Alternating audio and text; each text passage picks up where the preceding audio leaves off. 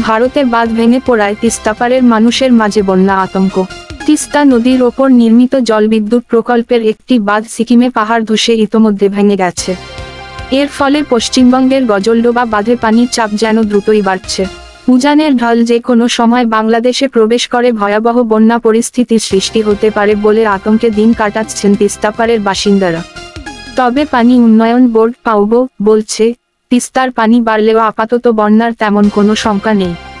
জানা গেছে, সিকিমে বাঁধ ভেঙে যাওয়ায় পশ্চিমবঙ্গের উত্তর মালদহের গজলডোবা, বামনগোলা ও পুরাতন মালদহে বন্যা পরিস্থিতি তৈরি হয়েছে।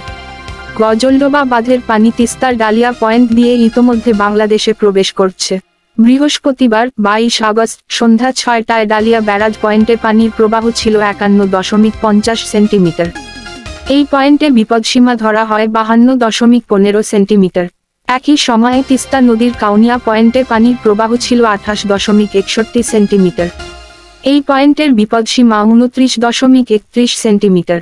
রংপুর পানি উন্নয়ন বোর্ডের নির্বাহী প্রকৌশলী রবিউল ইসলাম বলেন, তিস্তার পানি বাড়লেও বন্যা পরিস্থিতির সৃষ্টি নাও হতে পারে।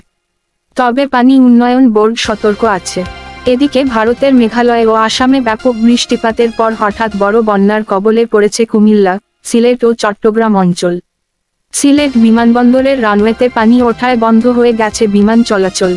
সুনামগঞ্জের পর বিদ্যুৎ বিচ্ছিন্ন হয়ে পড়েছে সিলেটও। বন্যায় দেশের ফেনী, কুমিল্লা, নোয়াখালী, চট্টগ্রাম, মৌলভীবাজার, খাগড়াছড়ি, হবিগঞ্জ ও ব্রাহ্মণবাড়িয়া জেলায় 29,04,964 জন মানুষ ক্ষতিগ্রস্ত হয়েছেন। ক্ষতিগ্রস্তদের জন্য জেলা ভিত্তিক বিভিন্ন কর্মসূচি হাতে নিয়েছে সরকার। বৃহস্পতিবার সচিবালয়ে এক সংবাদ সম্মেলনে এ তথ্য জানান দুর্যোগ ও ত্রাণ মন্ত্রণালয়ের অতিরিক্ত সচিব কে এম আলী রেজা।